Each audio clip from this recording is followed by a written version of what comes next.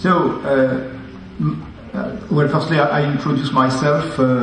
I am with Suez Environnement, and I'm in charge of relationships with international institutions. But I am an engineer by background, water engineer, I should say.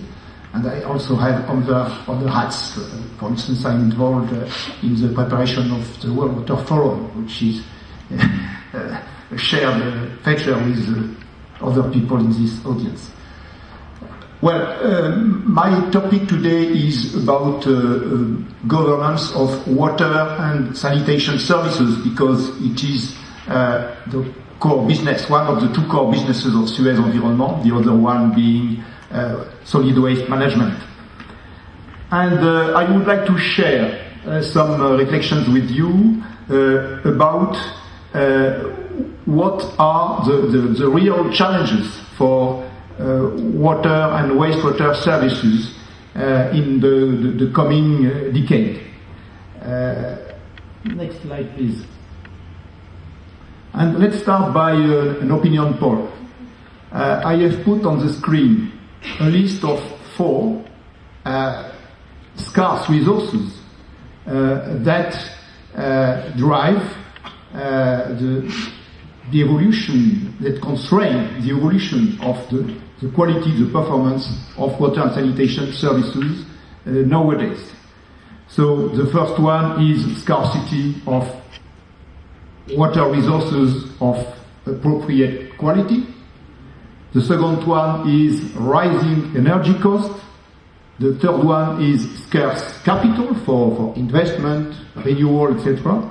And the last one is scarcity of human resources, including maybe among political leaders, as Professor Biswas mentioned.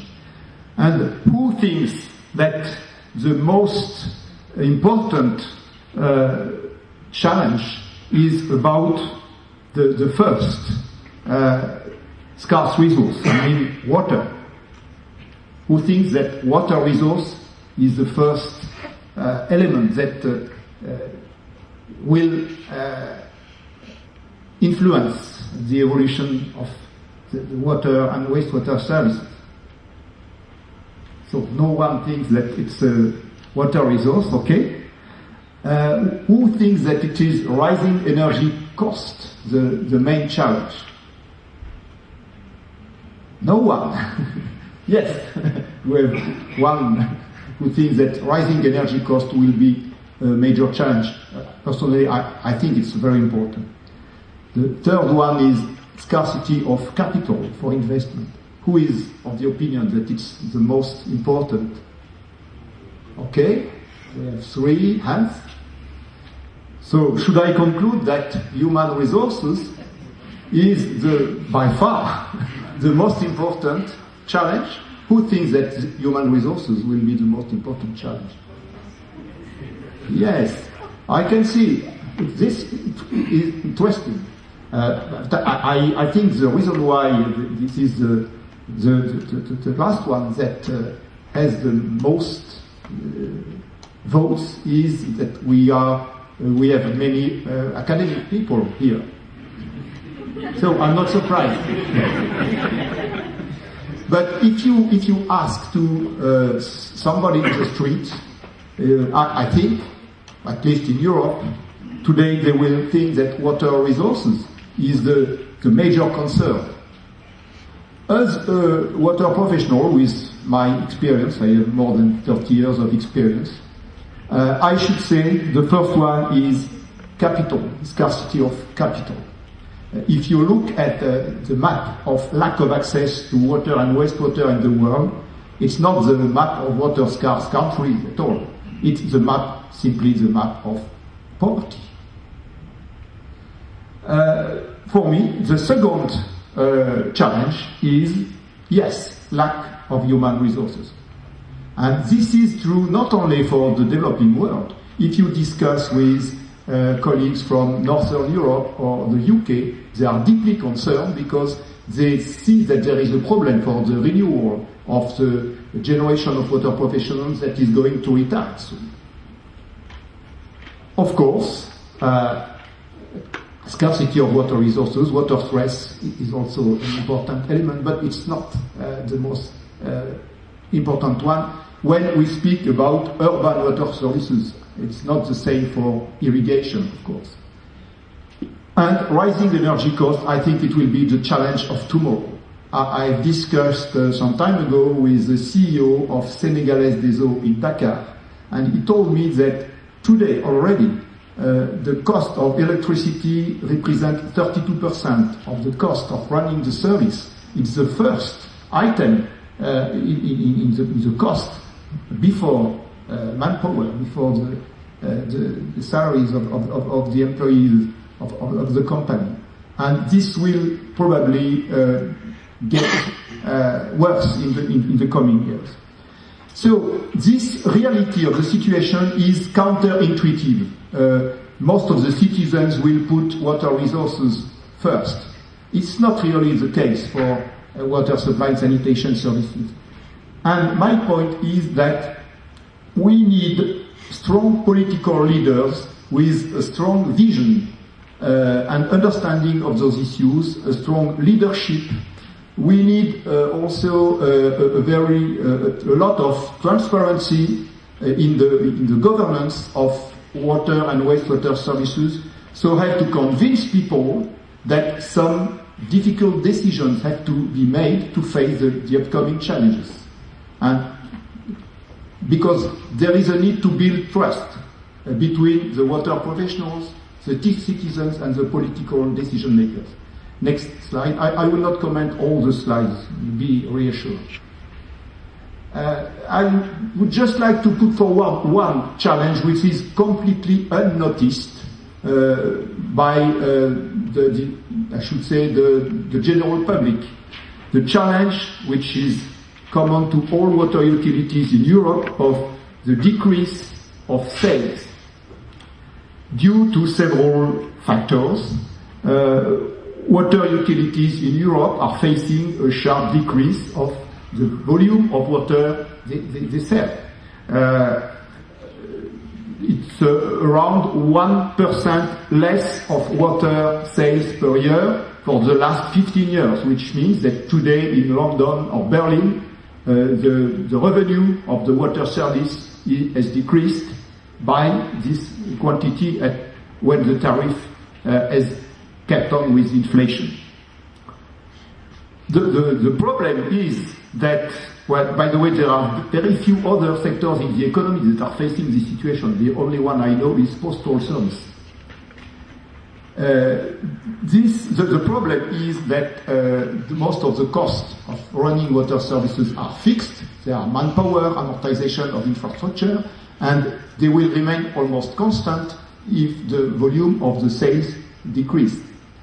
So there is a growing disconnection, which is a real concern, and the consumers are not prepared to admit that they will have to pay in the future for access to water service as they pay for access to the broadband internet, and not just to purchase cubic meters of water. Next slide. This is just an illustration for what I said about the evolution of the water consumption in Berlin and Paris. I will not comment this. Next slide. One of the reasons is simply, and this is good, by the way, this is good. This decreases the pressure on the aquatic environment. So overall, this is a positive evolution. One of the explanations for that is simply the better efficiency of domestic water using equipment. Next slide. So the solutions that worked yesterday for water service management won't work tomorrow. And for instance, the business model of the water utilities, I'm not speaking only for private water utilities, it's exactly the same for public water utilities. The business model was developed at the end of the 19th century when the society considered that the more water was delivered to the households, the better, and because for hygiene reasons.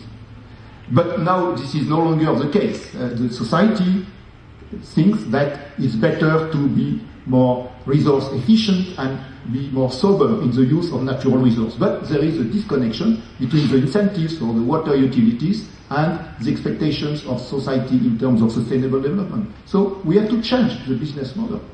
And of course, this is not the private companies alone who will do that. This is firstly the role of the decision makers to make decisions.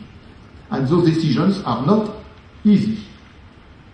The solution should be country specific. The same solution will not be good for Malta and Finland in Europe, for instance, obviously. And I will not discuss this in detail, but the decision makers have to take a broader perspective. I would come directly to my last slide, please. Last one. Okay. Well, this is just to say that I think the major features of wise governance of the public service of water and sanitation would be, firstly, an increased transparency, economic transparency, transparency in terms of quality of service, etc. So as to have a better understanding by the citizens of the economic constraints, for instance, of running a water service.